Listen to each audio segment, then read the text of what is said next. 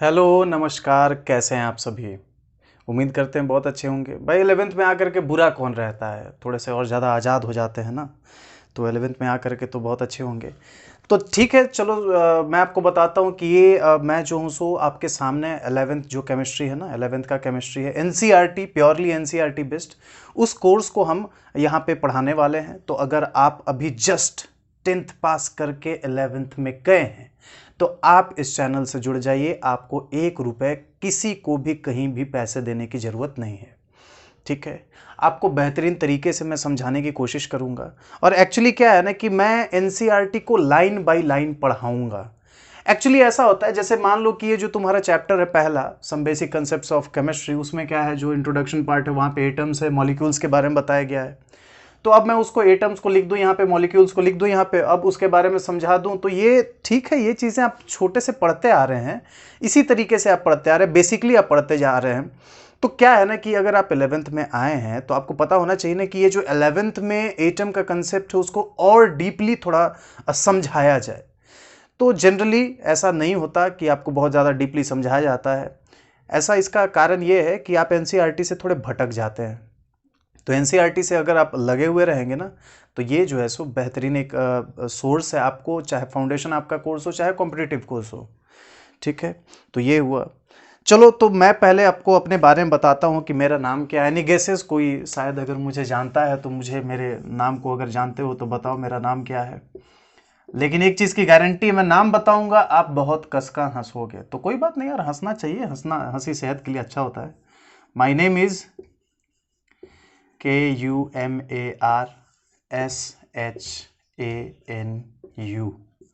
My name is Kumar Shanu.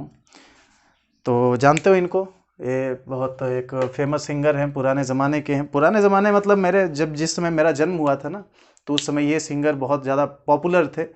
तो पता नहीं यार, जिनको अच्छा पसंद आता है वो तो सुनते ही उनका गाना, और पता नहीं मेरा नाम किसने रख दिया है। मेरा नाम यही तो है, ठीक है, इसमें कोई किंतु परंतु नहीं। तो या तो आप मुझे कुमार सर कहो या तो सानू सर कहो। अब कुमार सानू सर कहोगे तो ये बहुत ज़्यादा ऑकवर्ड लगेगा यार, अजीब लगेगा।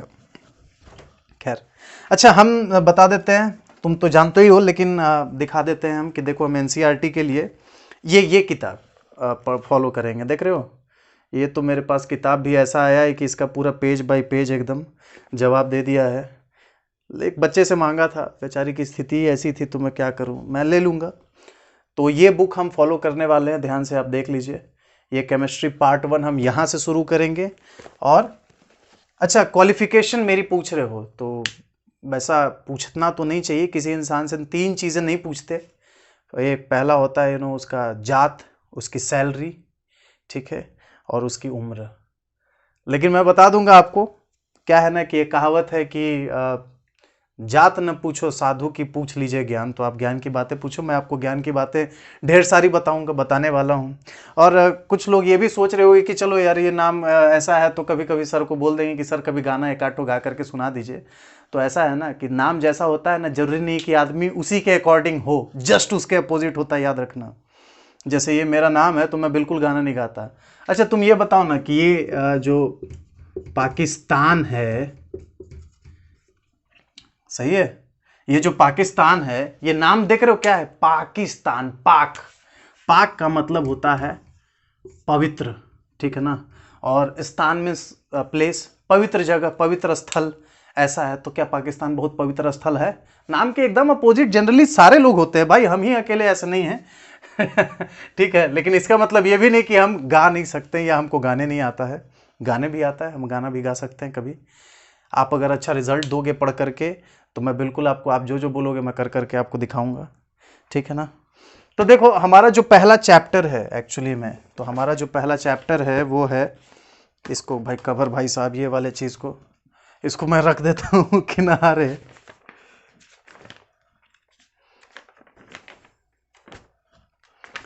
तो ये हमारा देख लो, ये हमारा पहला चैप्टर है, some basic concepts of chemistry, और हम इसी को पढ़ने वाले हैं आज।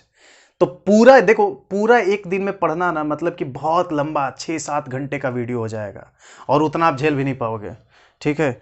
तो एक उपाय यही करेंगे कि इसको मैं पार्ट बाय पार्ट में पढ़ाऊंगा, मोस्टली जैसा अभी जो एकदम बेसिक सा थ्योरी वाला पार्ट है वो मैं बताऊंगा, एटम्स मॉलिक्यूल से जुड़ा हुआ है।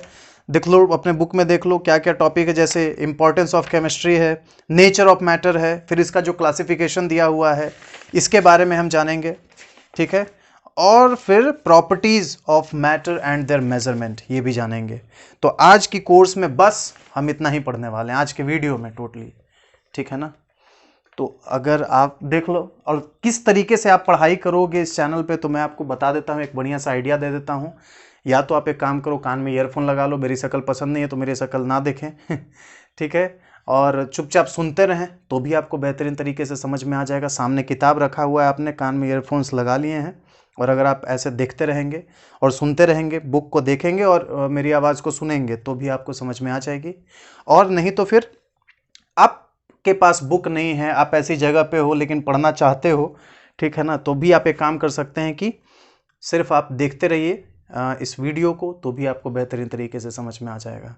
तो मैं शुरू करता हूँ यहाँ से। पहला चैप्टर जो हमारा होगा, लिखता हूँ, इसका हेडिंग तो लिख देते हैं ना। देखो पहला दिन है, ये थोड़ा मैं लाइट वाइट प्रॉपरली एडजस्ट कर नहीं पाया, तो कोई इसको मैं करेक्ट कर लूँगा। Some basic concepts of chemistry.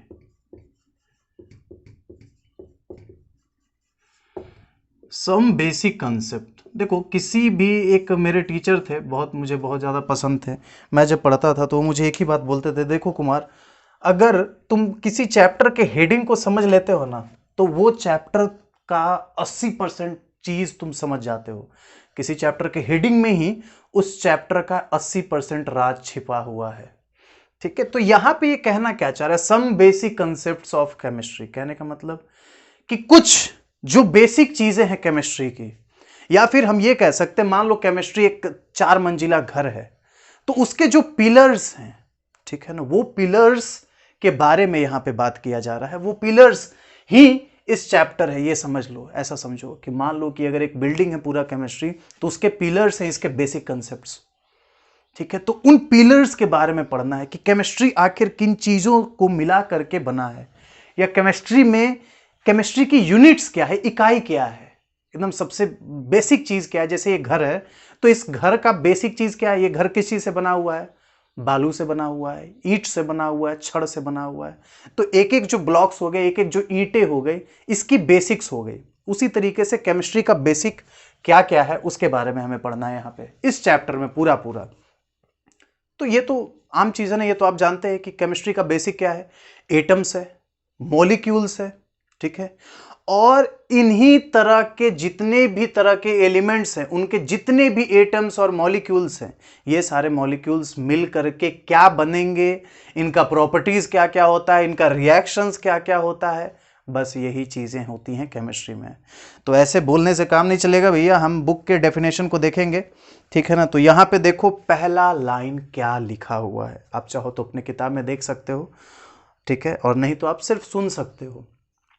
Chemistry deals with the composition, structure and properties of matter. So chemistry क्या है, किसी भी चीज का कंपोजिशन, किस चीज से बना हुआ है, वो चीज कैसा दिखता है, उसका स्ट्रक्चर कैसा है, और उसका प्रॉपर्टीज कितने तरह के होते हैं, फिजिकल प्रॉपर्टीज और केमिकल प्रॉपर्टीज, ये क्या है या कैसा है। किसी भी मैटर का फिजिकल प्रॉपर्टीज, उसका स्ट्रक्चर और उसका कंपोजिशन, ठीक है, ये केमिस्ट्री होता है। इस केमिस्ट्री में हम ये पढ़ते हैं। These aspects can be best described and understood in the terms of basic constituents of matter। तो देखो किसी भी मैटर को ना, जैसे ये बोर्ड भी एक तरह का मैटर है। क्यों मैटर है ये, क्योंकि इसका कुछ ना कुछ तो मास है और ये जगह को घेरे हुए है। ऐसा नहीं है कि ये जगह को घेरे हुए है, बहुत मुश्किल से एडजस्ट किए हैं इसको हम इस जगह पे। तो ये ठीक है ना, ये एक मैटर है। लेकिन इसके बारे में पढ़ाई कैसे होगा, जैसे इसका कुछ छोटा सा एक बहुत छोटा टुकड़ा, इसका एटम या एक मॉलिक्यूल ले करके हम इसके फिजिकल प्रॉपर्टीज के बारे में या केमिकल प्रॉपर्टीज के बारे में पढ़ेंगे। तो ये जो पढ़ाई होगी ना, ये केमिस्ट्री के अंडर में आएगी, ठीक है। एटम्स एंड मॉलिक्यूल्स, तो यही जो होते हैं इसके एटम्स और मॉलिक्यूल्स, यही एक मेन मुद्दा है, ठीक है, जिसके बारे में हमको पढ़ाई करना है। That is why chemistry is called the science of atoms and molecules. तो केमिस्ट्री को एटम्स और मॉलिक्यूल्स का साइंस कहते हैं, और मॉलिक्यूल्स। तो देखो क्या है ना कि हो सकता नहीं, आप तो पढ़ के आए होंगे आज से यार, ये 6-7 क्लास से रटना शुरू कर देते हैं एटम्स मॉलिक्यूल्स स्कूल में, ठीक है ना। तो लेकिन फिर भी आज तक बहुत लोगों को समझ में नहीं आता है कि एटम क्या होता है, ये मॉलिक्यूल क्या होता है। तो हम इसको बहुत आसान तरीके से आपको समझाने की कोशिश करते हैं कि पहले एटम क्या होता है, मॉलिक्यूल क्या होता है, बाद में हम आगे बढ़ेंगे। जैसे हम इस घर की बात कर रहे थे, मान लो तुम्हारा घर है, अभी आप जिस जगह पे बैठ करके, लेट करके, जहां से भी, जैसे भी यार देख रहे हो तुम इस वीडियो को, तो वो जो घर है, वो घर किस चीज से बना हुआ है? बेसिक चीजें क्या है हम बताए, अभी बात किए थे थोड़ी देर पहले, तो वो ईंटों से बना हुआ है, वो जो छड़ सरिया होता है ना, रॉड, आयरन रॉड, उससे बना हुआ है, बालू से बना हुआ है, और किस चीज से बना हुआ है, जो छोटे छोटे स्टोन, छर्री होता है ना, उससे बना हुआ है। तो इसका बेसिक कंस्टिट्यूएंट क्या हुआ? सबसे छोटा चीज किससे वो बना हुआ है? ये जो घर है, इसमें सबसे छोटी चीज क्या लगी हुई है? एक बालू का कण, है ना। उससे भी छोटा सीमेंट होगा, लेकिन चलो थोड़ा सा एक ऊपर लेवल में आते हैं हम, तो एक बालू का कण होगा। तो वो बालू का कण समझ लो कि किसी भी चीज का सबसे छोटा चीज जो पॉसिबल है ना, किसी भी चीज में, जैसे ये बोर्ड है, इतना बड़ा कैसे दिखाई दे रहा है? तो इसमें इतने सारे एटम्स और मॉलिक्यूल सारे जुड़े हुए हैं एक जगह पे, तब ये मुझे इतना बड़ा दिखाई दे रहा है। इसका अगर एक एटम को मैं निकाल लूं, ठीक है, तो या फिर एक बेसिक इसका कॉन्स्टिट्यूएंट पार्टिकल को मैं निकालूं, that is called an atom. अभी देखना मेरे सामने यहां पे एक चीज, कहां गया, मिल नहीं रहा।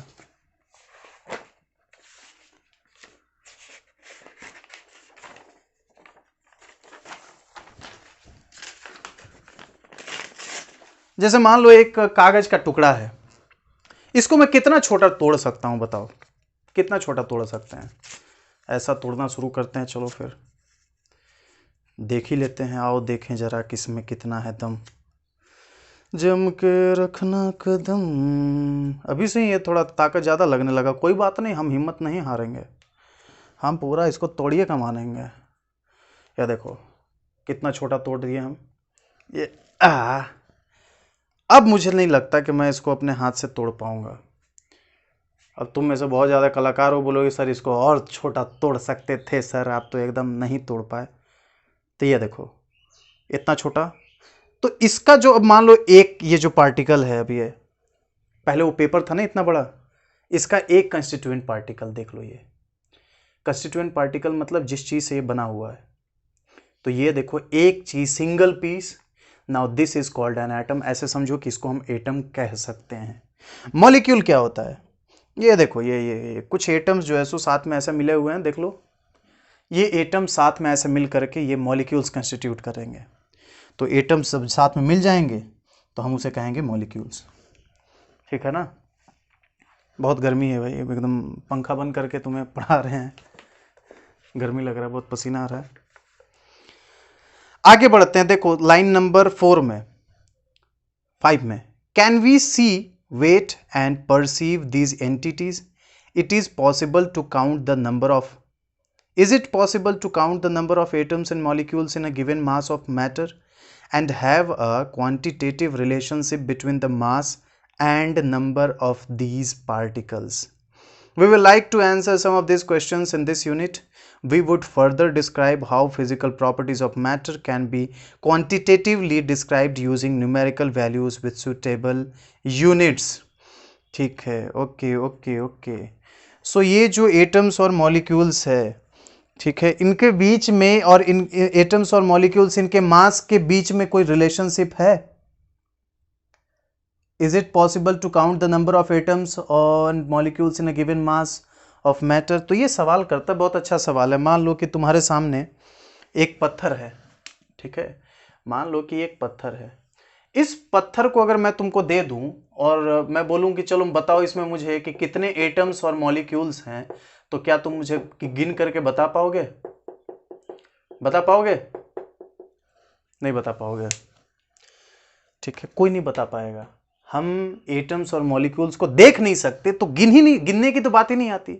और केमिस्ट्री इसीलिए पेचीदा होता है ना, क्योंकि देखो जो चीजें दिखाई देती है उसको पढ़ना और समझना तो बहुत ज्यादा आसान है, लेकिन जो चीज दिखाई दे ही ना, बस इमेजिन करना, अरे इमेजिनेशन का भी एक लिमिट होता है, उससे ज्यादा इमेजिन नहीं किया जा सकता, समझ रहे हो ना, उसके बाद इमेजिन नहीं हो सकता। एटम्स और मॉलिक्यूल्स की मैं बात कर रहा हूं, तो उसके बाद इमेजिन आप नहीं कर सकते। इसीलिए ये बहुत सारे बच्चों को बोरिंग लगने लगता है कि नहीं नहीं नहीं ये बहुत बेकार है, फालतू है, ये सबसे लेंदी सबसे वर्स्ट सब्जेक्ट तो केमिस्ट्री, ऐसा बहुत लोगों को लगता है। हालांकि ये गलत है, मेरा सबसे फेवरेट सब्जेक्ट है ये। इससे अच्छा मुझे कुछ भी नहीं लगता पढ़ने में, पढ़ाने में, कोई भी चीज़ करने में। इसलिए मैंने इसको ऑप्ट भी किया है और इसीलिए मैं इसको पढ़ता भी हूँ और पढ़ाता भी हूँ। केमिस्ट्री सबसे ईजी चीज़ है, क्योंकि यहाँ पे कुछ चीज़ दिखेगा नहीं, सब आपको मान करके चलना है, और एक बार आपने मानना सीख लिया तो उसके बाद फिर मज़ा आ जाता है। तो बोल रहा है कि किसी भी मैटर के अंदर में क्या आप काउंट कर सकते हैं कितना नंबर ऑफ एटम्स है, कितना नंबर ऑफ मॉलिक्यूल्स है? बिल्कुल भी नहीं। तो इस चैप्टर में इन्हीं सारी चीज़ों को मतलब के बारे में, एटम्स और मॉलिक्यूल्स के बारे में, इनके फिजिकल प्रॉपर्टीज़ के बारे में, इनकी क्वांटिटीज़ के बारे में और इनके मासेस के बारे में हम यहाँ पे पढ़ने वाले हैं, बस, और कुछ भी नहीं है, बहुत ईजी है। चलो देखो आगे मैं इंपॉर्टेंस ऑफ केमिस्ट्री। इंपॉर्टेंस का मतलब, इंपॉर्टेंस का मतलब क्या होता है बताओ, कोई बताएगा? Importance of chemistry means chemistry का महत्व, ठीक है। तो इसका एक सब टॉपिक है इंपॉर्टेंस ऑफ केमिस्ट्री।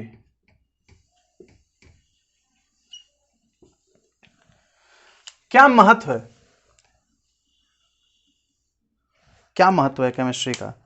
रोल है, हर है, नहीं है तो भी जबरदस्ती गिनाएगा भी 20-25 ठो, ठीक है, कि हाँ हाँ बहुत यूज है, ये है वो है। हालांकि तुम अपने रियल लाइफ में इसको नोटिस किए या नहीं किए कोई फ़र्क नहीं पड़ता, लेकिन हर आदमी गिनाता है। जैसे कोई भी कंपनी वाला है, छोटा बड़ा ना, अरे कोई भी यूट्यूबर है मेरे जैसा ही मान लो छोटा, तो बहुत अपना क्वालिटी गिनाएंगे, अभी ऐसे हैं हम, वैसे हैं, ये हमारे पास फ़ायदा है, ये प्रॉफिट होगा, ऐसा होगा वैसा होगा।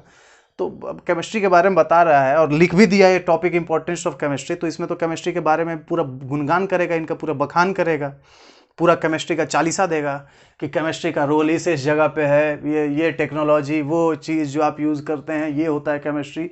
तो इस टॉपिक में आपको इतना सारा ज्ञान देने वाला है। आओ देखते हैं importance.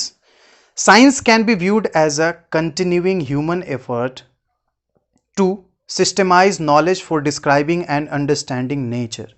For the sake of convenience, science is subdivided into various disciplines: chemistry, physics, biology, geology, etc. Chemistry is the branch of science that studies the composition, properties, and interaction of matter.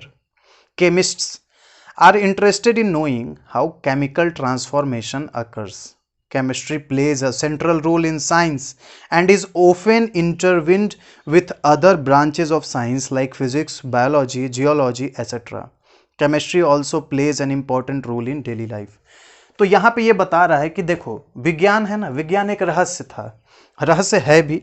तो विज्ञान एक ऐसा रहस्य है जिसको समझना बहुत ज़्यादा मुश्किल है, और इस रहस्य को समझने में या फिर आसान बनाने के लिए विज्ञान को यानी कि साइंस को अलग अलग ब्रांचेज में डिवाइड कर दिया गया। पहले आइडेंटिफाई किया गया और उसके बाद फिर उसको अलग अलग ब्रांचेज में डिवाइड कर दिया गया। जैसे मान लो कि ये जो फिजिक्स, केमिस्ट्री, बायोलॉजी और एक और दिया हुआ है जियोलॉजी, तो ये 3-4 अलग अलग ब्रांचेज में इसको बांट दिया गया। तो उसी में से एक साइंस का ब्रांच है केमिस्ट्री, जिसके बारे में एक छोटा सा डेफिनेशन ऊपर में दिया हुआ था कि केमिस्ट्री डील्स विद द, और chemistry is the science of atoms and molecules. Chemistry में एटम्स और मॉलिक्यूल्स के बारे में पढ़ाई होती है या पढ़ते हैं हम, ठीक है ना।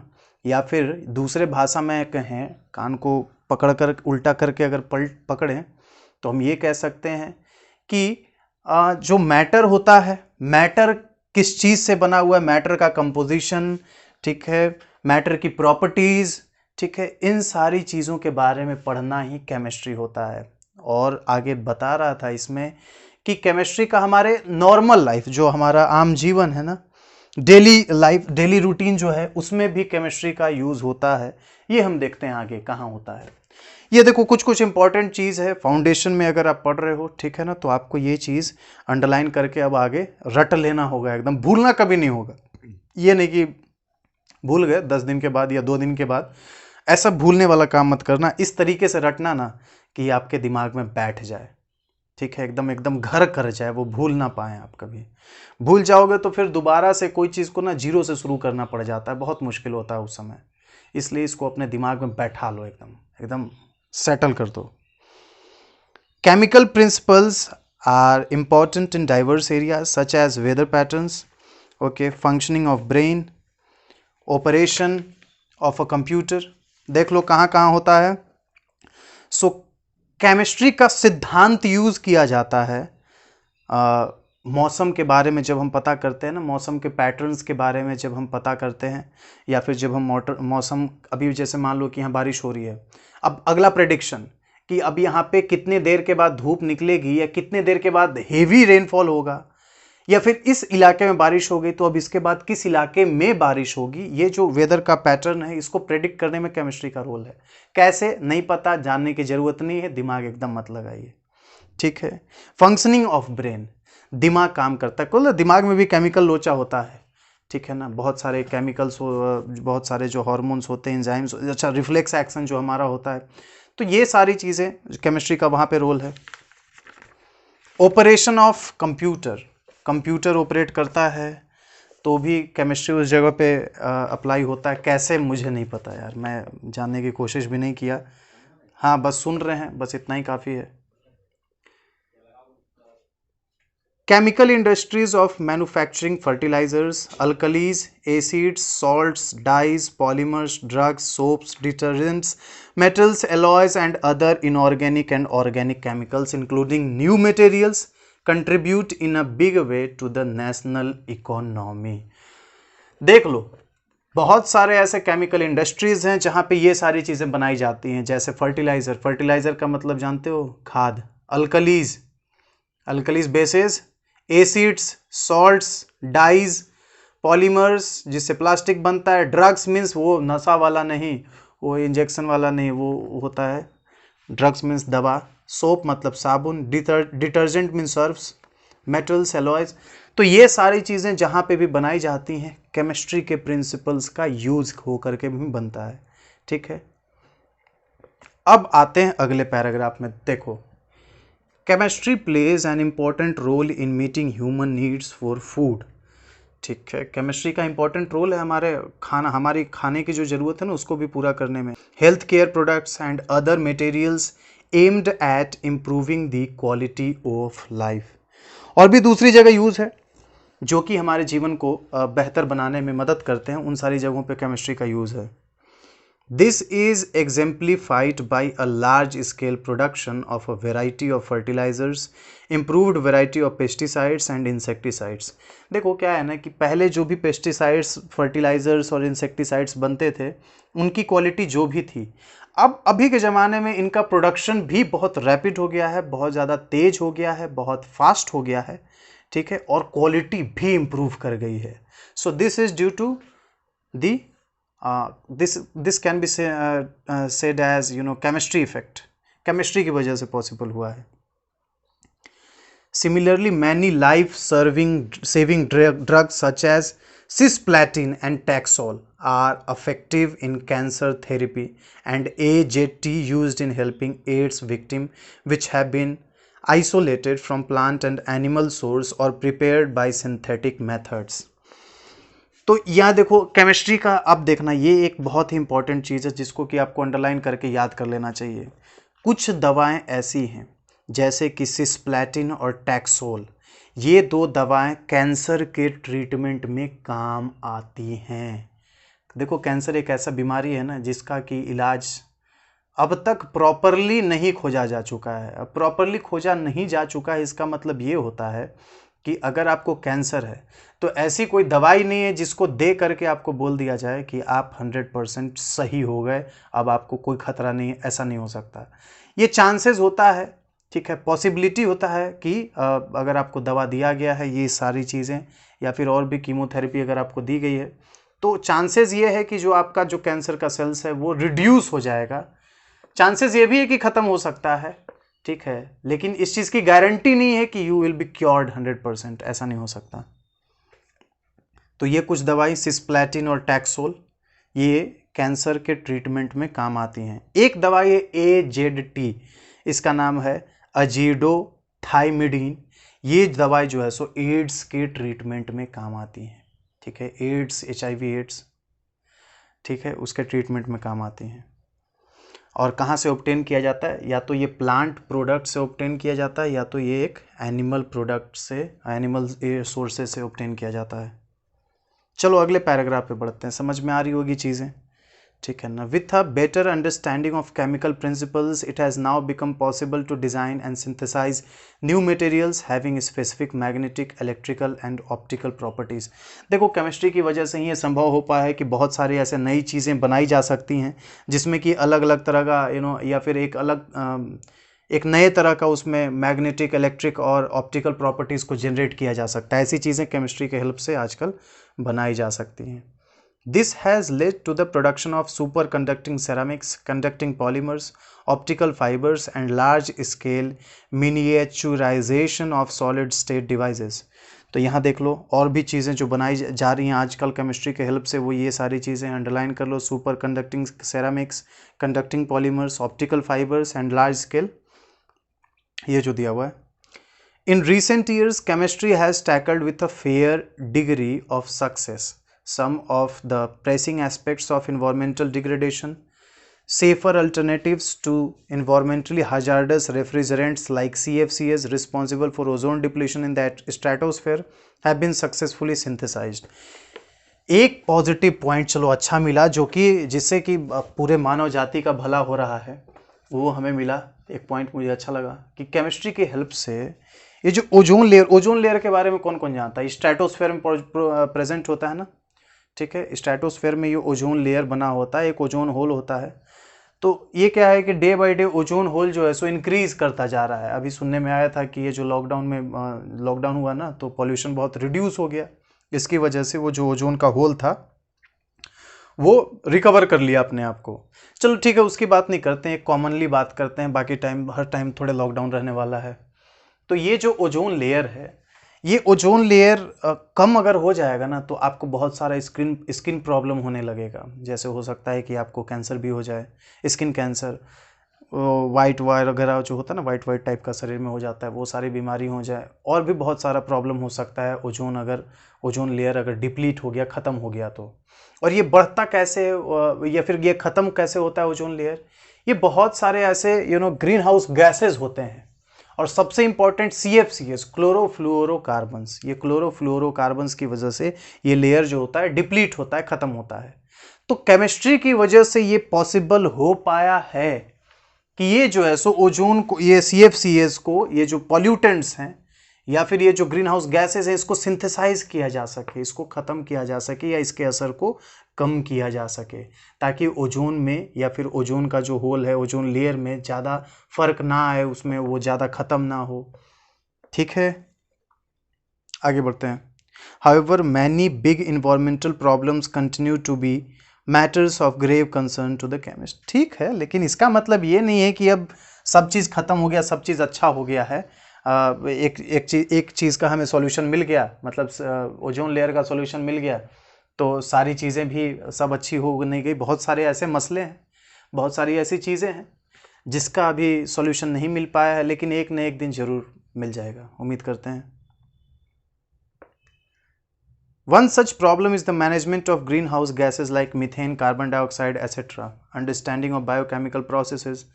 The use of enzymes for large-scale production of chemicals and synthesis of new exotic materials are some of the intellectual challenges for the future generation of chemists. A developing country like India needs talented and creative chemists for accepting such challenges. देखो, अब यहाँ पे तुम्हें समझना पड़ेगा क्या है। मैंने बोला कि जो ओजोन लेयर है, वो ओजोन लेयर जो ख़त्म होता है, मान लो ये ऐसा तुम्हारा क्लाउड है, यहाँ पे जो ओजोन लेयर है, तो ये ओजोन लेयर का जो मेन पॉल्यूटेंट है जो ओजोन लेयर को डिप्लीट करता है वो होता है CFCs। तो इसको सिंथेसाइज करने के लिए हमारे केमिस्ट ने ये जुगाड़ कर लिया है, इन्होंने जुगाड़ कर लिया है। लेकिन क्या है ना कि और भी ग्रीन हाउस गैसेज हैं, जैसे कि मान लो मीथेन, ठीक है, कार्बन डाइऑक्साइड हो गया, नाइट्रोजन डाइऑक्साइड हो गया, सल्फर डाइऑक्साइड हो गया। तो ये जो गैसेज हैं इनको सिंथेसाइज करने का अभी तक पूरा जुगाड़ नहीं मिल पाया है।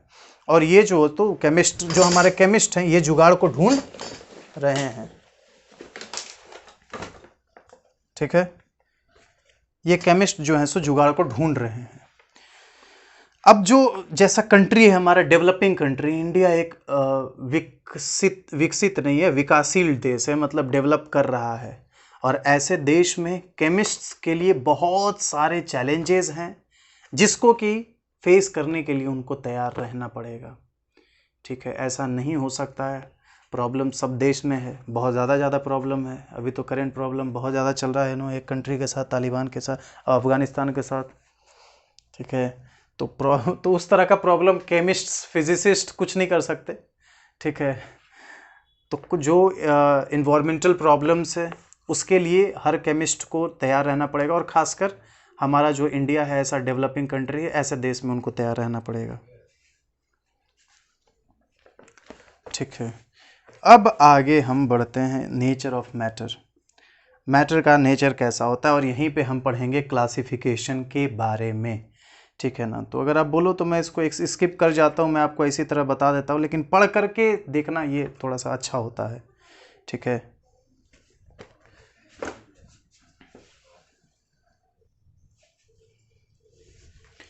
तो ये जो हमारा बचा हुआ है एक और टॉपिक है, इसके सेकंड लास्ट टॉपिक है, सॉरी, अभी ये लंबा जाएगा, इसको भी ख़त्म कर लेते हैं, नेचर ऑफ मैटर। तो एक काम करता हूँ, एक एक पैराग्राफ पढ़ते हैं, उसके बाद आपको समझाते हैं। You are already familiar with the term matter from your earlier classes. Anything which has mass and occupies space is called matter.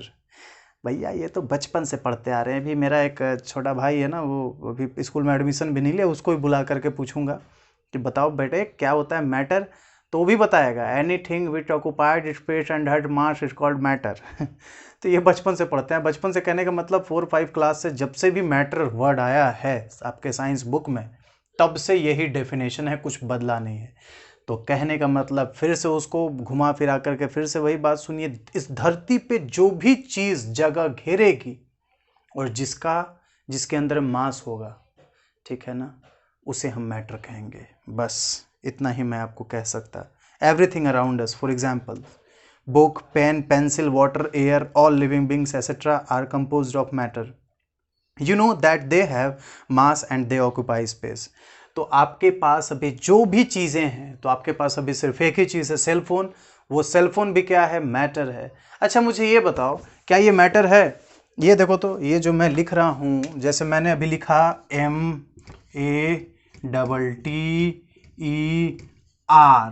तो ये जो लिखावट है ये वाला, क्या ये मैटर है? क्या ये मैटर है? बताओ, ये इंक जो है ये मैटर है? बताओ, ठीक है, अभी मत बताओ, कमेंट में बताना। और अगर है तो कैसे है, और अगर नहीं है तो क्यों नहीं है, दोनों चीज़ें मुझे ज़रूर बताना, मुझे ये जानना है, ठीक है ना। ये मैटर है या नहीं है? ये जो मैंने लिख दिया, ये देखो, ये मिटा दिया ना मैं, तो मिट गया ना। क्या ये मैटर है? ये तुम मुझे बताओगे। You are also aware that matter can exist in 3 physical states with solid, liquid and gas. The constituent particles of the matter in these states can be represented as shown in figure 1.1. In solids, these particles are held very close to each other and in an orderly fashion, and there is not much freedom of movement. In liquids, the particles are close to each other but they can move around. However, in gases, the particles are far apart as compared to those present in solid or liquid states, and their movement is easy and fast. Because of such arrangement of particles, different states of matter exhibit the following characteristics. तो पहले आप समझिए solid, liquid और gas के बारे में। ये भी जानते हो आप बचपन से, क्या चीज़ जानते हो, मैटर कितने तरह का होता है? तो मैटर जो होता है वो 3 तरह का होता है। कौन कौन सा? एक होता है सॉलिड, एकदम सॉलिड, ठोस, सॉलिड बॉडी। Liquid, liquid. और तीसरा होता है गैस। तो ये 3 तरह के मैटर होते हैं, ये भी आप जानते हैं। चलो इनके बारे में थोड़ा सा बात कर लेते हैं जो यहां दिया हुआ है। सॉलिड के अंदर में जो इनके कंस्टिट्यूएंट पार्टिकल्स हैं, जो इनके एटम्स और मॉलिक्यूल्स हैं, बहुत ही ज्यादा टाइटली पैक्ड हैं। जैसे ये देखो, ये सॉलिड क्यों है? क्योंकि इसका जो एटम्स और मॉलिक्यूल्स है, वो कहीं हिल नहीं रहा, कहीं भी हिल नहीं रहा, वो एक ही जगह पे फिक्स है, ठीक है। और वो एक दूसरे को बहुत कस का पकड़े हुए, एकदम देखो ये बहुत कस का पकड़े हुए, ऐसा एकदम छोड़ नहीं रहा। और उनके बीच में वो दो जो पार्टिकल्स हैं, वो जो एटम्स और मॉलिक्यूल्स हैं, उनके बीच के आपस का गैप भी जो है सो बहुत कम है, जिसको हम कहते हैं इंटरमॉलिक्यूलर स्पेस। और इसमें इंटरमॉलिक्यूलर फोर्स ऑफ अट्रैक्शन बहुत ज़्यादा हाई होता है, ठीक है ना। अगर मैं लिखूँ तो इंटरमॉलिक्यूलर फोर्स ये इसमें सबसे ज़्यादा होता है, हाईएस्ट, ठीक है। उसके बाद जो लिक्विड होता है, लिक्विड तुम देखो सॉलिड मतलब वो ठोस नहीं, एक जगह फिक्स नहीं है, वो हिल सकता है। कैसे हिलता है? जो उसके अंदर एटम्स और मॉलिक्यूल्स या फिर जो उसके कंस्टिट्यूएंट पार्टिकल्स हैं, वो जो हैं सो थोड़े लूज हैं, सॉलिड से थोड़े लूज स्थिति में है, ठीक है ना। वो हिल डुल सकते हैं, वो इधर उधर एक दूसरे को खसका सकते हैं, ठीक है। तो वो हिल सकते हैं, इसलिए दिस इज कॉल्ड लिक्विड। इसमें जो होता है इंटरमॉलिक्यूलर फोर्स ऑफ अट्रैक्शन, ये लेस देन सॉलिड होता है, ठीक है ना, सॉलिड से कम होगा, लेस देन सॉलिड, ठीक है। तभी तो ये हिल सकते हैं, थोड़ा सा ढीला से पकड़ा रहेगा ना, तभी तो ये थोड़ा सा रबर टाइप का मूवमेंट कर सकते हैं। हम देख भी सकते हैं कि ऐसा नहीं है कि पानी हिलता नहीं, हिलता है, ठीक है ना। और इंटरमॉलिक्यूलर फोर्स जो होता है, फोर्स ऑफ अट्रैक्शन, वो सबसे ज्यादा किस में होगा? सॉलिड में। सॉलिड से कम होगा लिक्विड में। और जो गैस होगा ना, ये तो हवा देख लो अभी, ठीक है। हवा यहाँ पे धीरे धीरे बह रहा है तो देखो हमको पसीना आ रहा है। हवा अगर तेज बह रहा होता, बंद रूम में हवा तेज कहाँ से बहेगा, है ना। लेकिन अगर बह रहा होता तो हमको पसीना तो नहीं आता मुझे। हवा का जो ये इंटरमॉलिक्यूलर फोर्स ऑफ गैसेस का जो इंटरमॉलिक्यूलर फोर्स ऑफ अट्रैक्शन है, वो जाता है वीकेस्ट, या फिर एकदम यस वीकेस्ट,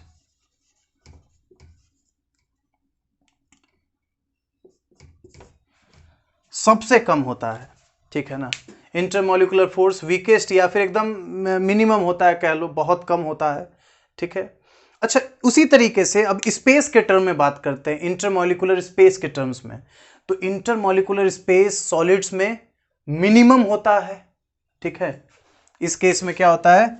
इंटरमॉलिक्यूलर स्पेस की अगर हम बात करें तो यहां पे सॉलिड्स के केस में एकदम मिनिमम होता है।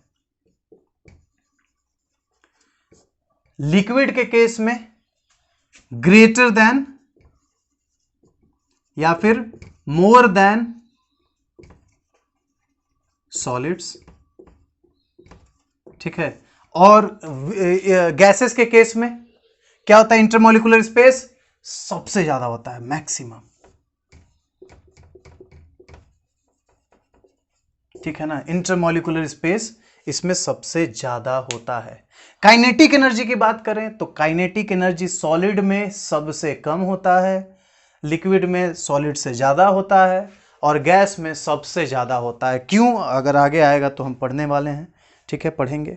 तो कुछ प्रॉपर्टीज जो सॉलिड और लिक्विड का है, अब देखिए आप यहां पे बुक में जो लिखा हुआ है, वो लिखा हुआ है solids have definite volume and definite shape. एक सॉलिड का देखो वॉल्यूम और इसका शेप दोनों एकदम फिक्स होता है, ये बदल नहीं सकता। ऐसा नहीं होता कि आज जो है सो हम इसको मार्कर देख रहे हैं, कल सुबह सो करके उठेंगे तो ये पेन बन जाएगा, हाँ।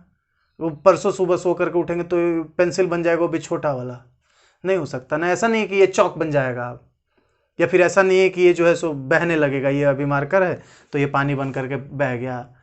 मम्मी देखो ना, ये मार्कर तो बह गया, क्या करें, डुप्लीकेट मार्कर दे दिया, ऐसा नहीं होता है ना। फिर ये देखो दूसरा है लिक्विड के बारे में, liquids have definite volume but not fixed और डेफिनिट शेप। पानी जो होता है, कहते हैं ना, एक आपने ब्रूस ली का इंटरव्यू देखा होगा, बहुत फेमस इंटरव्यू था, कि बी लाइक वाटर, है ना, कि if you pour water into the cup it becomes the cup. If you pour water into the bottle, it becomes the bottle. उसी तरीके से अगर मान लो, बस फंडा वही है कि अगर आप 1 लीटर पानी, आपने वॉल्यूम मेजर कर लिया है, 1 लीटर पानी को या तो आप बॉटल में डाल दो, या कोई एक पतीले में डाल दो, या तो बहा दो, या तो टब में डाल दो, ठीक है ना। उसका शेप जब जब आप ऑब्जेक्ट्स बदलोगे जिसमें आप उसको डाल रहे हो, उसका शेप तो बदल जाएगा, ठीक है, बट नेट वॉल्यूम वो 1 लीटर ही रहेगा। इसीलिए कहा गया है कि liquids have definite volume but not definite shape, ठीक है ना। अब गैसेस की बात करते हैं। तो गैस तो एकदम बिगड़ा हुआ, मैटर का सबसे बिगड़ा हुआ बेटा है। इसका ना डेफिनिट वॉल्यूम है, ना इसका डेफिनिट शेप है। जैसे हवा, हवा हूं हवा में बसंती हवा हूं, तो बसंती हो चाहे कोई भी हवा हो, कहीं भी उड़ेगा, कहीं भी रहेगा, ना उसका कोई आकार है, ना उसका कोई डेफिनेट वॉल्यूम है कि इतना ही है, इतना ही रहेगा, ठीक है।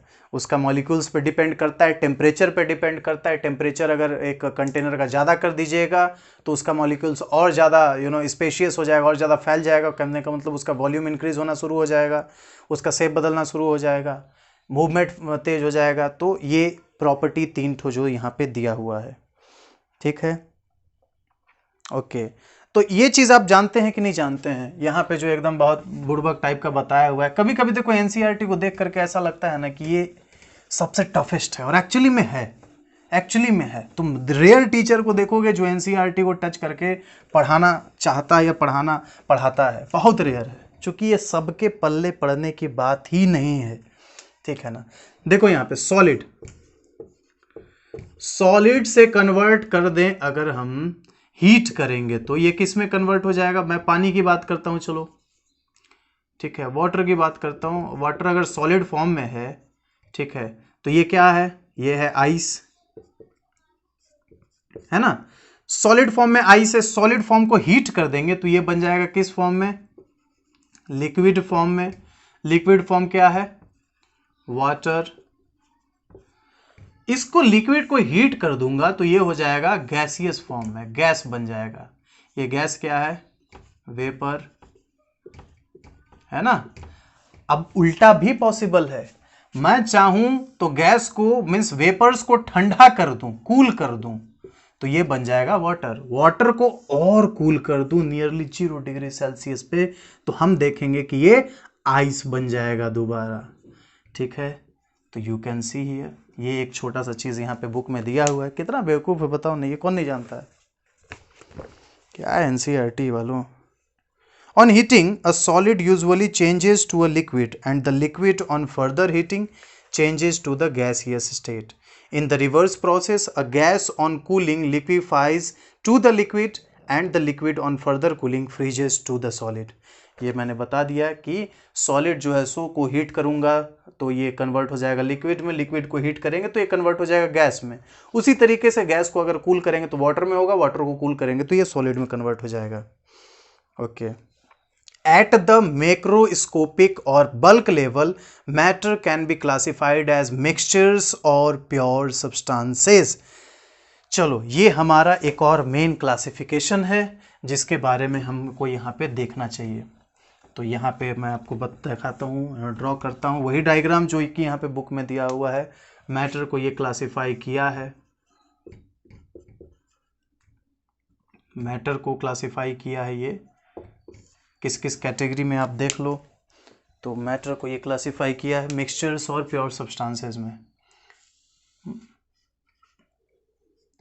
देखो ये आप पूछ सकते हो कि सर ये मैक्रोस्कोपिक लेवल क्या होता है, बताते हैं।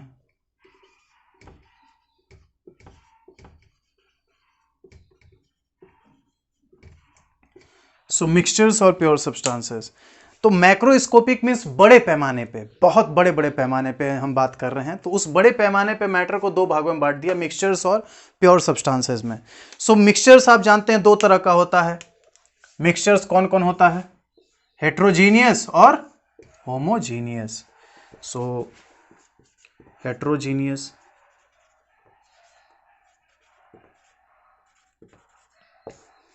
और होमोजीनियस।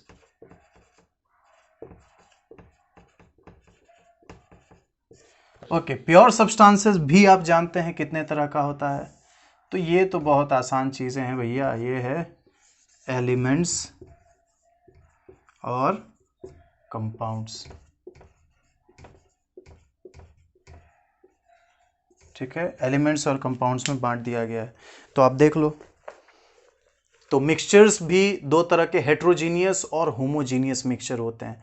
इनमें फ़र्क क्या होता है, नहीं कि हेट्रोजीनियस मिक्सचर क्या होता है और होमोजीनियस मिक्सचर क्या होता है, यहाँ आ रहा है, हम आपको बताते हैं। Many of the substances present around you are mixtures. For example, sugar solution in water, air, tea, etc. are all mixtures. A mixture contains two or more substances present in it, which are called its components. So mixtures को बनाने में जो भी चीज़ें उसके अंदर में डाली जाती हैं उसे हम कहते हैं कंपोनेंट्स। और बहुत सारे मिक्सचर्स आपके रोज़मर्रा के जीवन में आपके आसपास मौजूद रहते हैं। जैसे जो चाय हो गया, चाय पत्ती है, उसमें चीनी है, पानी है, दूध है, ठीक है। उसके बाद क्या हो गया, जो आप शुगर सॉल्यूशन बनाया आपने, उसमें चीनी पानी डाल दिया, नींबू डाल दिया, ठीक है। तो these are mixtures. So mixtures में जो चीज़ें मौजूद हैं उसे हम क्या कहेंगे, कंपोनेंट्स। तो अगर हम यहाँ पे मिक्सचर्स की बात करने वाले हैं, देखो अगर आप लिखना चाहो कुछ कुछ चीज़ें, कॉपी लेकर के बैठे हो, थोड़ा ज़्यादा इंटरेस्टफुल हो, तो आप बिल्कुल इन सारी चीज़ों को लिखा करो। These are the important points, ठीक है ना। तो अगर हम यहाँ पे बात कर रहे हैं किसकी, मिक्सचर्स की, तो मिक्सचर्स ये देखो किस चीज़ से बने होते हैं, कंपोनेंट से। और ये मिक्सचर्स एक हो गया हेट्रोजीनियस,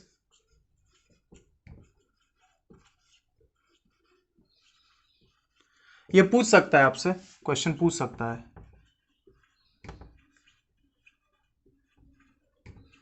ये क्वेश्चन आपसे पूछ सकता है कि what is the difference between heterogeneous mixture and homogeneous mixture.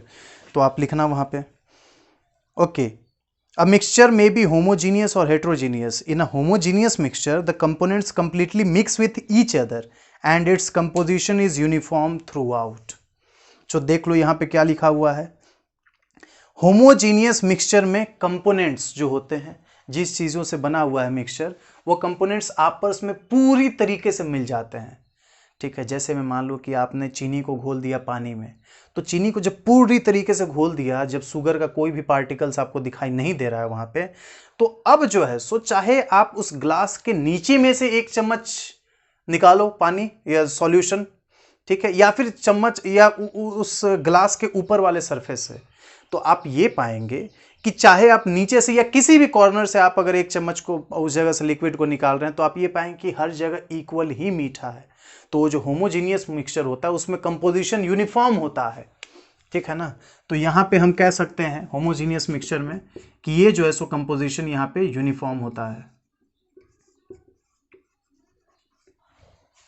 Through out the solution, ठीक है। उसी तरीके से शुगर सॉल्यूशन हो गया, एग्जाम्पल दे रहा है, and the air are thus the examples of homogeneous mixture. In contrast to this heterogeneous mixture, the composition is not uniform throughout and sometimes the different components can be observed. For example, the mixture of salt and sugar grains and pulses along with some dirt pieces are heterogeneous mixture. You can think of many more examples of mixtures which you come across in daily life. It is worthwhile to mention here that the components of a mixture can be separated using physical methods such as simple hand picking, filtration, crystallization, distillation, etc. तो यहाँ पे ये कह रहा है कि देखो heterogeneous mixture में नॉन यूनिफॉर्म कंपोजिशन जो है सो यूनिफॉर्म नहीं होता है, ठीक है। यहाँ पे कंपोजिशन यूनिफॉर्म नहीं होता है, होमोजीनियस के केस में कंपोजिशन जो है सो यूनिफॉर्म होता है थ्रू आउट। जैसे में कि इसका एग्जांपल हो गया शुगर सॉल्यूशन,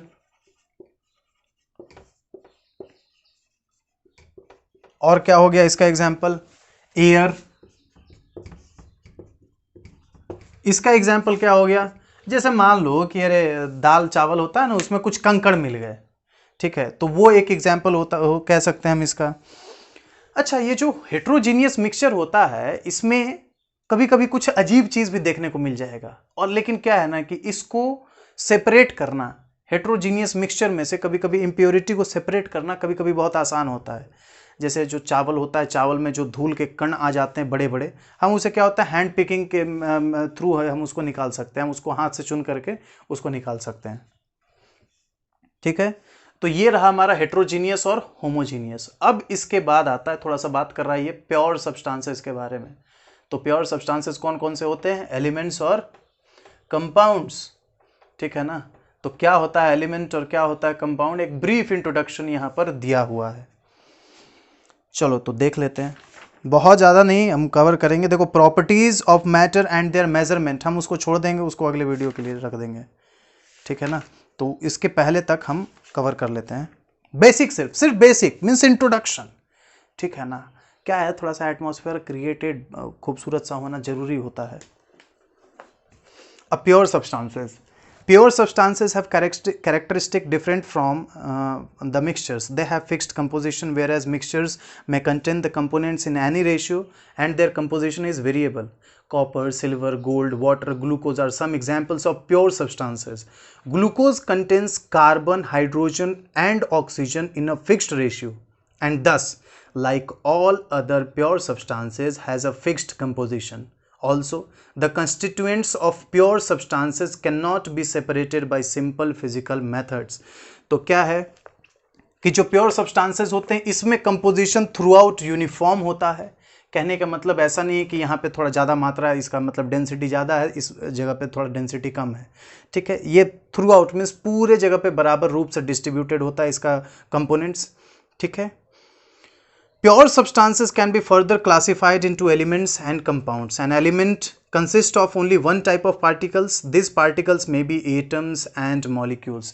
जैसे हम लोग मिक्सचर्स को देखें ना, वैसे अब हम लोग देखते हैं प्योर सब्सटेंसेस को। सो प्योर सब्सटेंसेस जो होते हैं, देखो राइटिंग मैनेज कर लेना, ये दो तरह के एलिमेंट्स और कंपाउंड्स। ठीक है, और कंपाउंड्स। ठीक है, ये देखो दोनों के दोनों प्योर सब्सटेंसेस हैं। और ये जो एलिमेंट्स हैं ये एक्चुअली किस चीज से बने हुए हैं? Atoms and molecules. ये एटम्स और मॉलिक्यूल से बने हुए हैं। ठीक है, you may be familiar with atoms and molecules from the previous classes. ठीक है, however you will be studying about them in detail in unit 2. Sodium, copper, silver, hydrogen, oxygen, etc. are some example of elements. They all contain atoms of one type. However, the atoms of different elements are different in nature. Some elements such as sodium or copper contain single atoms held together as their constituent particles, whereas in some other, two or more atoms combines to give molecules of the element. Thus, hydrogen, nitrogen, oxygen gases consist of molecules in which two atoms combine to give their respective molecules. This is illustrated in figure 1.3. Okay, wait. देखो बात को समझने की कोशिश करना। कुछ जो होते हैं ना, जैसे मान लो कि जो एलिमेंट्स, अब सब मिटा दो यहाँ पे। सो एलिमेंट्स किस चीज से बने हुए हैं? एटम से और मॉलिक्यूल से। लेकिन पहले आपको ये समझना पड़ेगा कि एलिमेंट होता क्या है। देखो हम जानते हैं ना कि इस धरती पे अब तक 18 एलिमेंट्स पाया जा चुका है। कितना पाया जा चुका है? 118 एलिमेंट्स पाए जा चुके हैं। सो ये 118 एलिमेंट्स क्या क्या हैं? जैसे इसमें से कुछ मेटल्स हैं, कुछ नॉन मेटल्स हैं, कुछ मेटलॉइड्स हैं, रेडियो एक्टिव सब्सटेंसेज हैं, नोबल गैसेज हैं। ठीक है, ये सारी चीजें हैं। तो इन एलिमेंट्स में मान लो कोई मेटल है, जैसे एक कॉमन मेटल का नाम लेते हैं जो हम डेली यूज में उसको पाते हैं, आयरन। आयरन मान लो कि ये एक लोहे का टुकड़ा है। तो इसका जो एटम्स है, ये जो इसका एटम्स है, ये सारा का सारा, आप किसी एक एटम को उठा लो, यहां से किसी दूसरे को उठा दो, तीसरे को यहां से उठा लिए, और तीनों का प्रॉपर्टीज को आप डिटेल से स्टडी कर रहे हैं, तो आप ये पाएंगे कि ये जो ये पार्टिकल है या ये जो पार्टिकल है या ये जो तीनों जो सैंपल पार्टिकल सैंपल एटम्स आपने लिया, तीनों का केमिकल कंपोजिशन सेम है। तीनों का प्रॉपर्टी चाहे फिजिकल हो चाहे केमिकल हो, तीनों का सेम है। ठीक है ना। और भी आप यहां से लीजिए सैंपल, और भी सैंपल लीजिएगा तो आप यही पाइएगा कि इसका जो केमिकल कंपोजिशन होता है, जिस चीज से ये बना हुआ है, या इनका या चारों का जो प्रॉपर्टी है वो सारा का सारा सेम है। ऐसे ही प्रॉपर्टीज अगर किसी भी एलिमेंट में, ठीक है ना, प्रॉपर्टीज थ्रू आउट सेम ही रहता है, पूरा हर जगह कहीं पे भी आप यहां से उसको उठाइए तो सेम उसका गुण है। यहां से उठाए तो जैसे गंगा नदी है, समझ लीजिए गंगा नदी है। गंगा नदी मान लीजिए कि ये पहाड़ों से नीचे आई, हरिद्वार से होते हुए इस तरीके से ये बिहार उहार में पार करते हुए ये बे ऑफ बंगाल में गिर गई। तो ये अब गंगा का पानी आप यहां से उठाइए, यहां से उठाइए, यहां से उठाइए, या एकदम गोमुखी गुफा यहां से उठाइए, कहीं से भी अगर आप गंगा का पानी ले करके आएंगे उसका महत्व उतना ही है, वो उतनी ही पवित्र है, वो उतनी ही पूजनीय है। उसी तरीके से ये एलिमेंट्स होते हैं। एलिमेंट्स के अंदर में आप कहीं से भी इसको देखिए, कहीं भी इसको उठाइए, कोई भी इसका पार्टिकल उठा लीजिए, कोई भी एटम उठा लीजिए, तो इसका प्रॉपर्टी थ्रू आउट सेम रहेगा, बराबर रहेगा। ठीक है। तो कोई कोई एलिमेंट ऐसा होता है जिसके अंदर में एटम्स अकेले रह सकता है, ठीक है, जिसके अंदर में एटम जो होता है ना अकेले रह सकता है। लेकिन कुछ कुछ एलिमेंट ऐसा होता है जिसके अंदर में एक एटम को मन नहीं लगता, बोलता है कि नहीं यार। जैसे हॉस्टल में रहते हैं ना, तो हॉस्टल में क्या है, शुरुआत में हो सकता है कि आप गए हो, आपको अकेले रहने की आदत नहीं, तो एक रूम में जनरली 2 लोग रहते हैं। तो अगर आप अचानक अब कहीं आपका जो रूम पार्टनर है वो 2-4 दिन के लिए कहीं चला जाए तो आपको अजीब लगने लगेगा। ठीक है। अब दोबारा मान लीजिए कि आपने वो पढ़ाई पढ़ ली और आप बाहर में कहीं रहने चले गए, तो आप ये भी देखिएगा कि यार आपको वहाँ मन नहीं लग रहा, आपको 2 लोग ही चाहिए। उसी तरीके से कुछ एलिमेंट्स ऐसे होते हैं जो कि दो एलिमेंट्स एक साथ, 2 एटम्स एक साथ मिल करके ये जो होता है मॉलिक्यूल्स बना देते हैं। ठीक है ना। और ये मॉलिक्यूल्स के फॉर्म में ही साथ में रहते हैं। वैसे कुछ एलिमेंट्स का एग्जांपल यहाँ पर दिया हुआ है, हाइड्रोजन, नाइट्रोजन और ऑक्सीजन। ये हाइड्रोजन हम ऐसा लिखते हैं ना H2, देखो, ठीक है, और N2O2 हम ऐसा लिखते हैं। तो ये एक्चुअली क्या है कि ये मॉलिक्यूल्स के फॉर्म में ही एग्जिस्ट करते हैं किसी भी एलिमेंट के अंदर में। तो उम्मीद करते हैं आप एलिमेंट को समझ गए होंगे, एलिमेंट होता क्या है। ठीक है ना। चलिए, तो अब आगे हम बढ़ते हैं। यहाँ पर अब आप देखिए कंपाउंड्स के बारे में थोड़ा सा देगा अब यहाँ पे, बस ये हमारा लास्ट ही टॉपिक चल रहा है।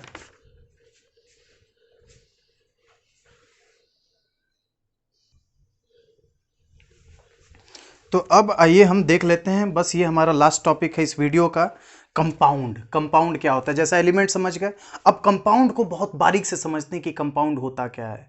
देखिए क्या होता है यार, ये थोड़ा शर्म करने वाला बात नहीं, होता है, होता है। कभी कभी ऐसा होता है, जैसे अभी मान लो मैं पहले जब पढ़ा रहा था 6-7 क्लास के बच्चों को, तो मुझे देख करके लगा यार कितना ईजी चीज़ है, ये सारे लोग नहीं समझ पाते हैं।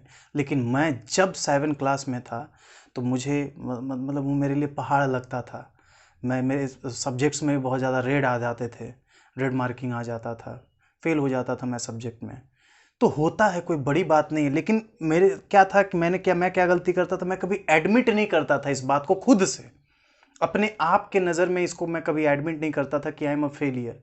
ये गलत बात है। आपको अगर आपको लगता है कि आपको नहीं आता है ना, तो इस चीज़ को आपको एडमिट कर लेना चाहिए कि ठीक है नहीं आता है यार, नहीं आता है तो नहीं आता है, सीखेंगे ना, सीखेंगे तो ही तो आएगा। ठीक है। और आदमी सीखता तभी है जब आदमी उसको उस चीज़ का ज़रूरत होता है। तो अगर आप 11th में आए हैं, ये सारा चीज़ जड़ है। देखिए अगर आप इस चीज़ को नहीं समझिएगा तो बहुत ज़्यादा मुश्किल हो जाएगा, फिर आगे का कोई चैप्टर्स आपको कुछ भी पता नहीं चलेगा, ये क्या एलिमेंट, ये क्या कंपाउंड, ये कैसे बन जा रहा है, ये फिर आपके लिए बहुत मुश्किल हो जाएगा। इसलिए एलिमेंट अभी आपको देखे वो समझाया मैं। तो अब आइए समझते हैं कंपाउंड्स के बारे में कि कंपाउंड क्या होता है। ठीक है, COMPOUND, कंपाउंड क्या होता है। एटम, देखे एटम के बारे में हम लोग देखें ना कि हो सकता है कि कोई एटम अकेले रहने का मन करता है, उसको रह सकता है वो अकेला, कोई अकेला नहीं रह सकता है, वो भाईचारा उसमें, दोस्ताना उनको चाहिए। तो बोलेगा कि आ ना भाई, हाथ पकड़ ले मेरे साथ, हम तुम्हारे साथ रहेंगे, तुम्हारे ही साथ हमको रहने में अच्छा लगता है। ये भी हो सकता है। उसी तरीके से वो जो दूसरा वाला कैटेगरी था ना एलिमेंट का, जो साथ में रहते हैं, उसी तरीके से हम कंपाउंड को समझिए, उसका एक लेवल थोड़ा ज्यादा है। वो तो atoms of the same type मिल गया, एक जैसा एटम आपस में मिल गया, तब वो जाकर के बनाया एलिमेंट। उसी तरीके से दो अलग अलग तरह का element, different types of element, ठीक है ना, different types of element, different types of element के एटम्स अगर मिल जाएंगे, जैसे मान लो कि ये एक एटम है एलिमेंट 1 का, ठीक है, ये एक एटम है एलिमेंट 2 का, ठीक है ना, ये दोनों जब कंबाइन हो जाएंगे तो ही हम कहेंगे ये बनाएंगे E1 E2, ठीक है। जैसे में मान लो, चलो पहले थोड़ा थ्योरी पोर्शन देख लेते हैं, तब हम इसको समझते हैं क्या है ये चीज। When two or more atoms of different elements combine, the molecule of a compound is obtained। बोल रहा है कि जब दो या दो से ज्यादा एलिमेंट्स के एटम्स आपस में जुड़ जाते हैं तब वो कंपाउंड बनाते हैं, ठीक है ना। याद रखना, जब दो या दो से ज्यादा एलिमेंट्स के एटम्स, ये डिफरेंट टाइप ऑफ एलिमेंट्स के एटम्स अगर आपस में जुड़ जाते हैं तब ये कंपाउंड बनाते हैं। The example of some compounds are water, ammonia, carbon dioxide, sugar etcetera. The molecules of water and carbon dioxide are represented in figure 1.4। तो आप फिगर देख सकते हो कि कैसे ये देख लो कि एक यहाँ पे एटम है ऑक्सीजन का, दो एटम है हाइड्रोजन का। कार्बन डाइऑक्साइड में देख लो एक है कार्बन का और दो एटम है ऑक्सीजन का। तो इस तरीके से ये जुड़ करके कंपाउंड बना लेते हैं।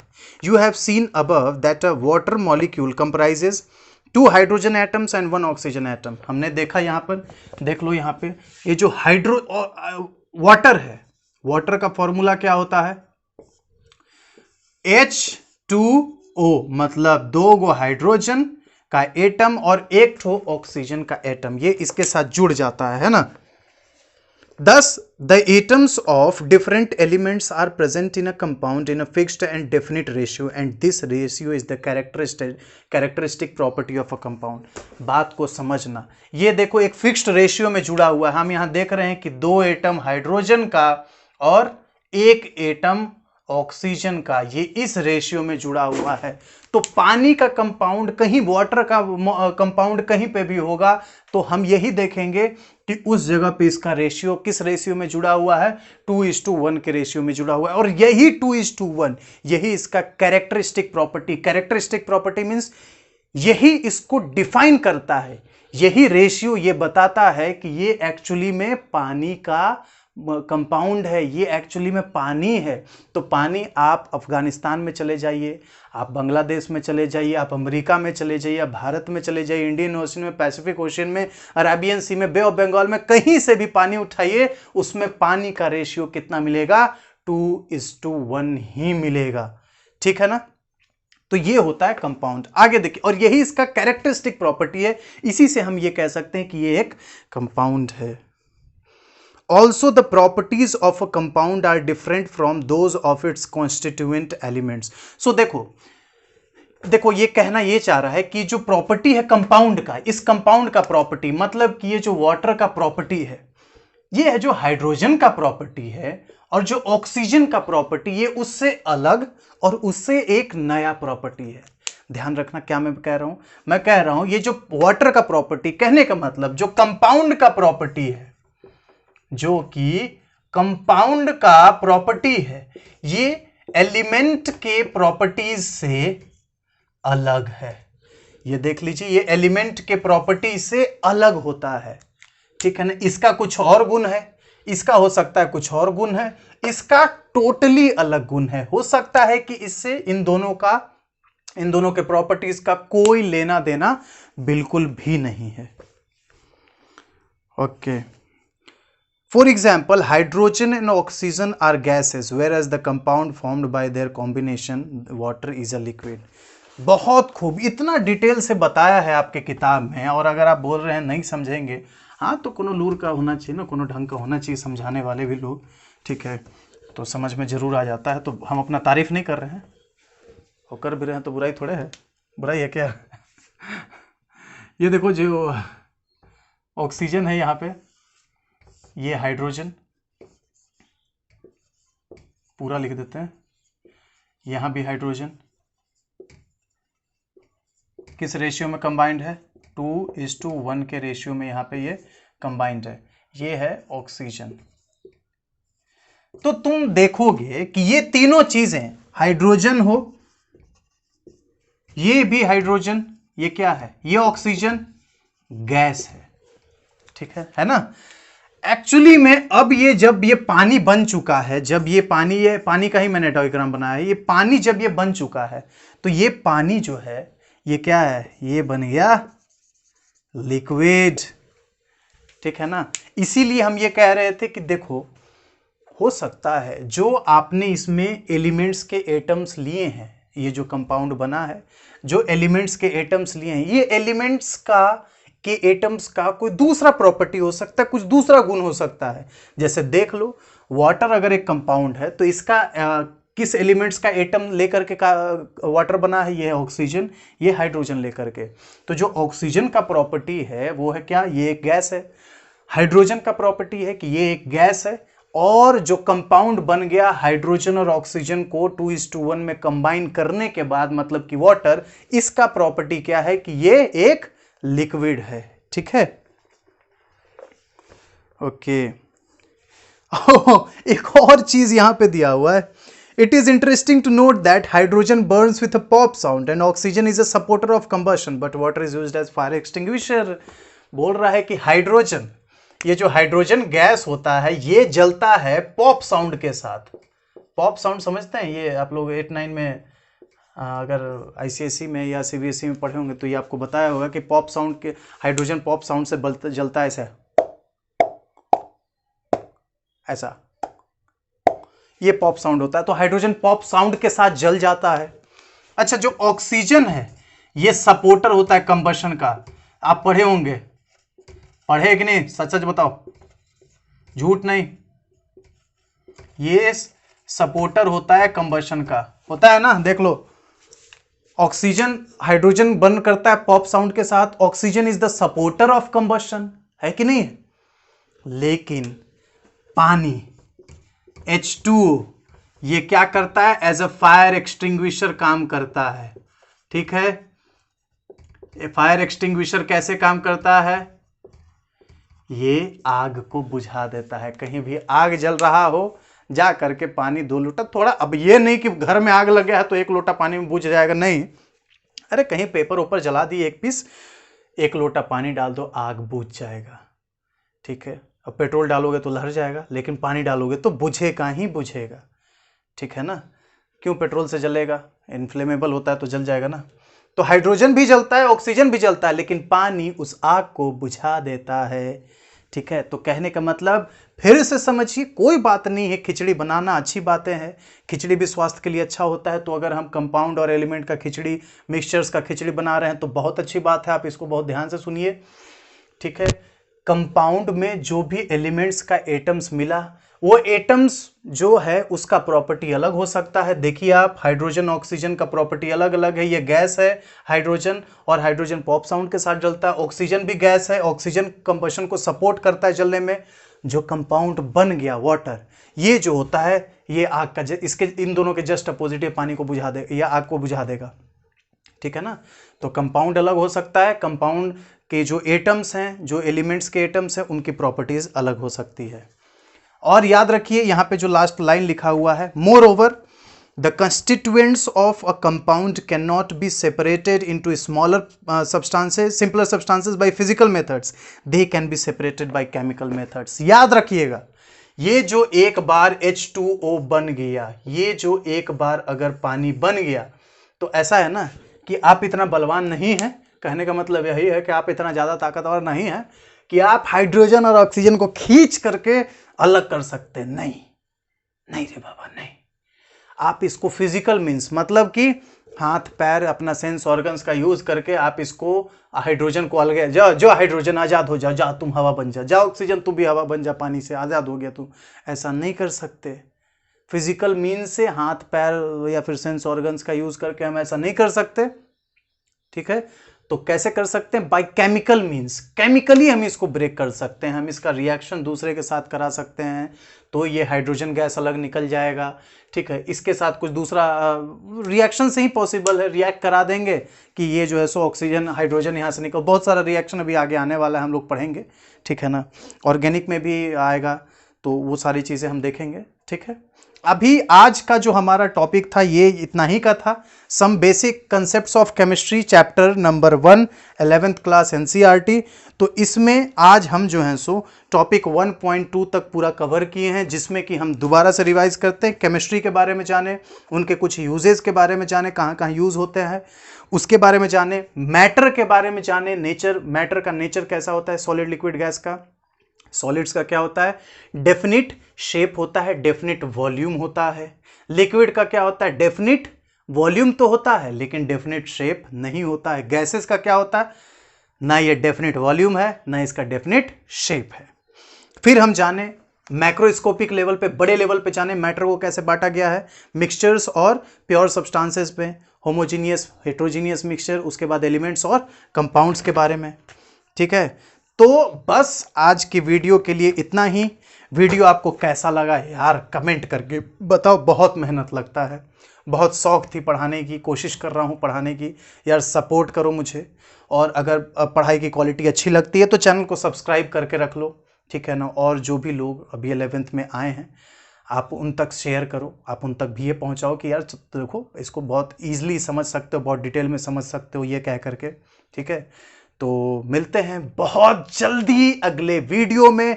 हम शुरू करेंगे 1.3 और वहां पे हम पढ़ेंगे ये क्या नाम है यहाँ पे, properties of matter and there measurement. बहुत मजा आएगा, हमको पढ़ने वाले मास और वेट के बारे में, हम पढ़ेंगे डेंसिटी टेम्परेचर के बारे में, ठीक है। उसके बाद हम यहाँ पे अनसर्टेनिटी इन मेजरमेंट पढ़ेंगे। उसके बाद हमारा मेन जो तुम्हारा है ना लॉज वगैरह, वहां से डायरेक्ट नहीं शुरू कर रहा मैं, तो फिर वहां पे आएंगे, बेसिक्स जान जाएंगे तब वहां पे आएंगे। तो ठीक है, फिर मिलते हैं बहुत जल्द अगली वीडियो में। तब तक के लिए दीजिए इजाजत बच्चों, बहुत बहुत धन्यवाद।